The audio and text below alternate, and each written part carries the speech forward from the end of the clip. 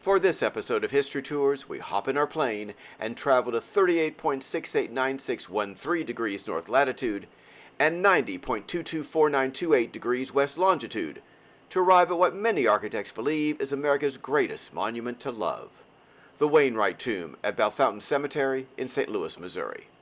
Producer Paul Shankman is our guide to this place in history.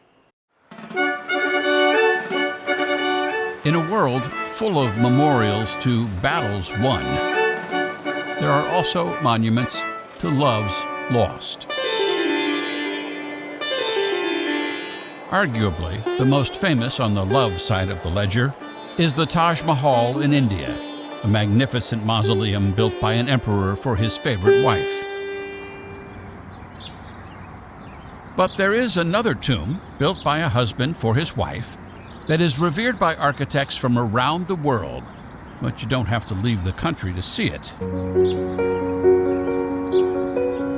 This impressive tomb in St. Louis's Bellefontaine Cemetery was commissioned in 1891 by a beer baron whose brand name is no longer familiar, but whose family name is still well known because of another famous structure he had built. The Wainwright Building in downtown St. Louis was commissioned in 1890 by Ellis Wainwright. But before it was finished, his wife Charlotte died suddenly at the age of 34. This limestone and marble tomb is how Ellis Wainwright chose to honor the memory of his great lost love.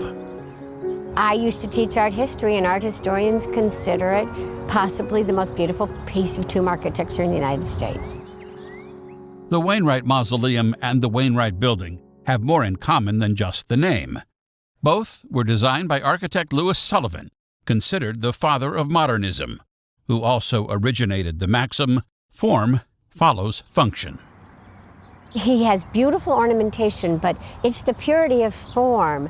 It's a perfect half sphere on top of a perfect cube. It's geometry, and it's very regular geometry. These aren't rectangles, these aren't oblongs, ellipses. It's things with equal dimensions.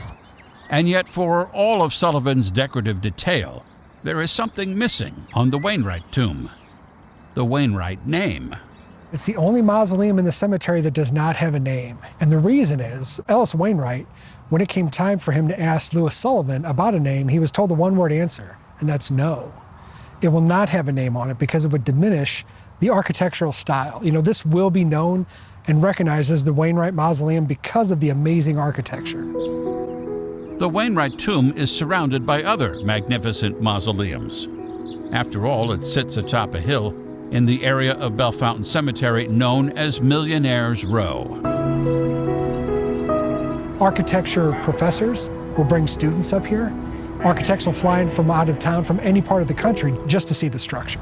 He did this for her. The Wainwright tomb has become such a popular attraction for everyday visitors. Bellefontaine includes it in 2 different tours. And taking those tours is the only way visitors can get inside to see the marble and mosaic artistry that begins on the floor and travels all the way to the ceiling.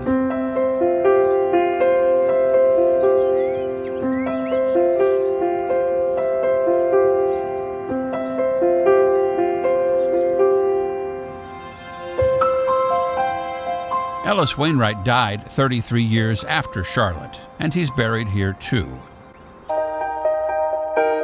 No one is sure how much it cost to build the Wainwright tomb, but it must have been a lot considering it took 2 years to construct and was designed by the most famous American architect of his time, whose draftsman would become one of the most famous architects of his time, Frank Lloyd Wright, who later claimed some of the Wainwright tomb was his design. There are no direct descendants of the Wainwrights to watch over the tomb, but an endowment pays for Bellefontaine to take care of it.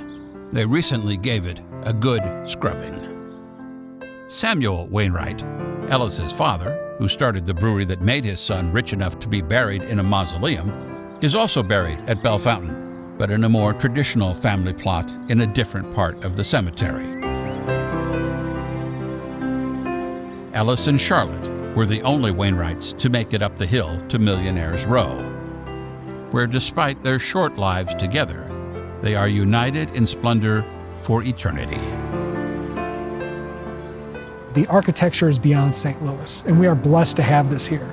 It's very unique, and it is a one of a kind.